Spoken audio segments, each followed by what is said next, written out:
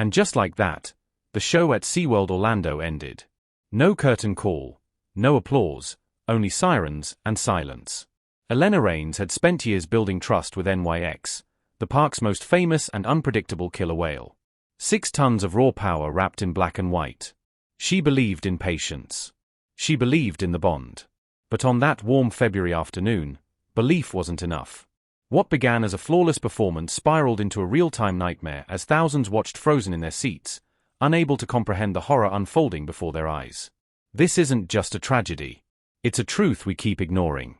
You can train behavior, but you can't erase instinct. And when that instinct breaks through the choreography, no whistle can stop it. Before we begin, I want to hear from you. Do you think killer whales like Nyx should still perform for crowds? Drop your thoughts in the comments. And if you're here because you want the real stories, the ones that don't hold back, that show you the raw and dangerous reality behind the glass, make sure you hit that like button and subscribe to Animal Attack Archives. The truth is already in the water. And what happened to Elena Raines will change how you see it forever. Elena Raines had never stood at the edge of the Pacific as a child. Never tasted salt spray on her lips. Yet the ocean seemed to live inside her. While other kids in her small lakeside Florida town chased each other through sprinklers or played video games, Elena sat cross-legged on her bedroom floor, flipping through well-worn marine life encyclopedias. She could name every species of dolphin by memory, sketch the arch of an orca's dorsal fin without glancing at a photo, and mimic the piercing calls of a bottlenose pod until the family dog howled in confusion. Her fascination wasn't loud. It didn't come with shouts of, "I want to be a trainer," or posters plastered across her walls. It was steady, patient, like the tide wearing away stone. Her parents couldn't quite understand it. Their world was built around fishing boats, not stadium shows. But for Elena, it wasn't a matter of if she would work with marine animals. Only when.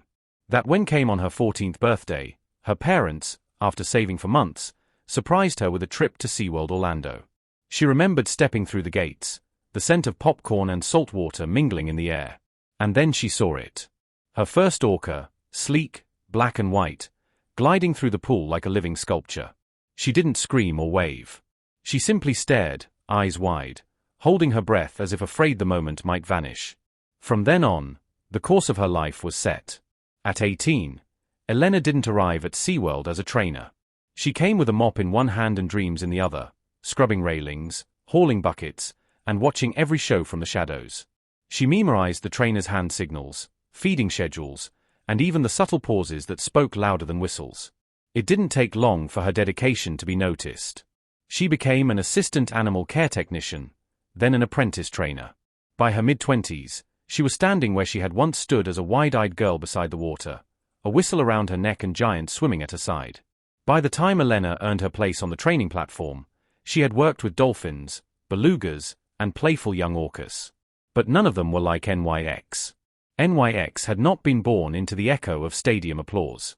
He came from a world of endless horizons, the frigid North Atlantic where his pod hunted herring and shimmering clouds of silver. For nearly 2 years, he swam alongside his mother, learning the ancient language of clicks, whistles, and songs passed down through generations. His life was ruled by migration, the rhythm of the tides, and the company of his kin. Then came the nets. One moment he was chasing prey through a blur of bubbles. The next the water exploded into chaos. He was separated from his pod, lifted from the sea, and lowered into a steel-walled pen. The cold freedom of the open ocean vanished. In its place came the confinement of concrete pools, the hum of filtration pumps, and the constant presence of human eyes. NYX's life became a series of transfers from one marine park to another, each move stripping away the familiar. He learned to follow hand signals, to leap on command, to accept fish as a reward. But he never learned trust. Trainers were warned. Nyx had a history. At a park years earlier, a trainer who accidentally fell into his tank never resurfaced alive. The official cause was recorded as an accident, and the incident quietly disappeared from the public record. Some whales adapted to captivity. Nyx didn't. He spent long stretches drifting alone, ignoring cues, sometimes refusing food entirely. To most trainers, he was a risk to be managed. To Elena, he was something else entirely, a wounded soul she believed could be reached. February 16th began without fanfare. The Florida sky was a flawless blue, the air carrying the faint scent of salt and sunscreen. Families streamed through the gates of SeaWorld Orlando, clutching maps and paper cups of soda. Children pressed plush Orca toys to their chests as they climbed the stands of SeaWorld Stadium, their laughter blending with the low hum of anticipation. Behind the scenes, Elena Raines prepared in the quiet familiarity of routine. She pulled on her black wetsuit, checked her whistle, and reviewed the performance cues in her head. NYX had been unusually cooperative all week, hitting every mark during rehearsals, responding to her hand signals with a speed and precision that gave the team a rare sense of optimism. "Maybe he's finally settling in," a colleague remarked. Elena only smiled. She believed the connection they'd worked toward for years was finally taking root. When the music started, the pool shimmered under the stadium lights. Nix breached on cue, sending a spray of salt water over the front rows. Laughter rippled through the crowd. Elena moved with quiet confidence, guiding him through spins and dives that seemed effortless. To the audience, it was a show. To Elena, it was a conversation, a silent exchange built on trust and instinct. For the finale, she stepped closer to the pool's edge, raising her arm for a side-by-side dive, followed by a synchronized breach. NYX surfaced beside her, his massive head breaking the water like a shadow rising. She reached out, the final signal. But something shifted in an instant. NYX turned.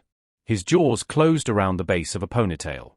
It was not violent at first, almost gentle, as if testing the grip. Then came the pull. The water swallowed Elena before anyone could process what had happened. Gasps erupted. Some clapped, thinking it was part of the act. Others froze, their eyes locked on the roiling white foam where trainer and whale had vanished. Elena did not resurface, and the quiet conversation she had been having with NYX was over. Something older, deeper, had taken its place. At first, the crowd hesitated. The stadium speakers still pulsed with music, and the pool surface was a frenzy of foam and spray. For a heartbeat, it looked like an elaborate stunt. One final burst of drama before the show's end. But seconds stretched, and Elena did not reappear. The first scream came from a child in the third row, small fingers pointing toward the thrashing in the center of the tank. NYX's massive black and white body surged through the water with unnatural speed, coiling and pivoting in tight, powerful arcs. Trainers at the platform's edge froze for only a moment before springing into action. Emergency whistles cut through the music, which stopped abruptly mid-note. Red lights flashed across the stadium. A trainer slapped the water's surface with an open hand. Another tossed whole buckets of fish in a desperate attempt to lure Nix away. The killer whale ignored it all. From above, Elena's body appeared and vanished in erratic intervals. NYX gripped her with terrifying precision, dragging her under, releasing her just long enough for a frantic gasp, then pulling her down again. The water churned violently, white caps colliding against the concrete walls like a storm trapped in glass. Parents shielded their children's eyes. Others lifted phones, unsure whether they were documenting a rescue or a death. A handful of guests shouted for help as if their voices could pierce the water and reach her. Behind the scenes, the code black alert rang through staff radios. Orca aggression. Trainer submerged. Divers in wetsuits prepared to enter, but halted at the sight of NYX's relentless circling. Every approach risked provoking him further or pulling Elena deeper into danger. Minutes dragged into what felt like hours. Trainers shouted NYX's name, cycling through every cue he had ever been taught. He didn't respond with confusion. He responded with intent.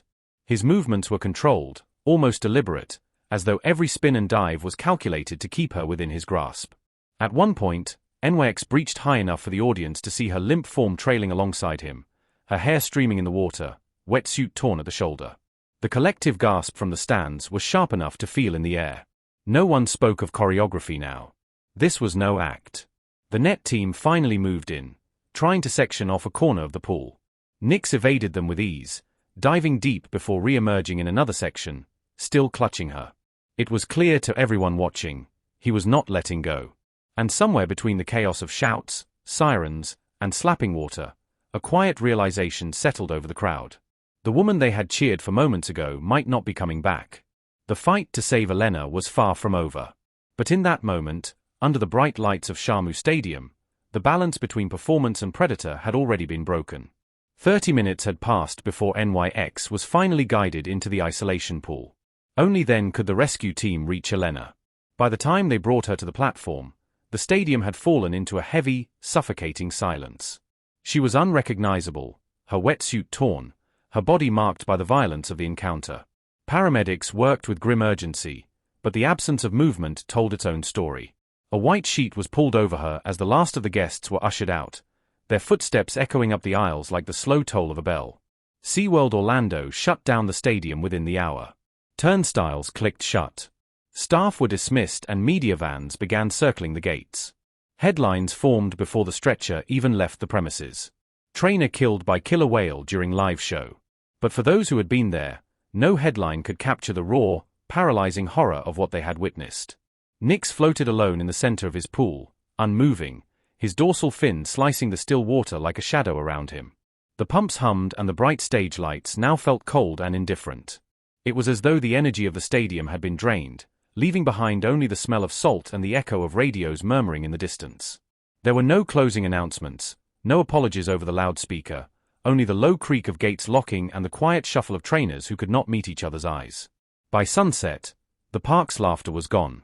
All that remained was the image of a woman carried away beneath a sheet and the deep, unspoken question that seemed to hang in the air. How had it come to this? The investigation began before the sun had even set. Law enforcement sealed off the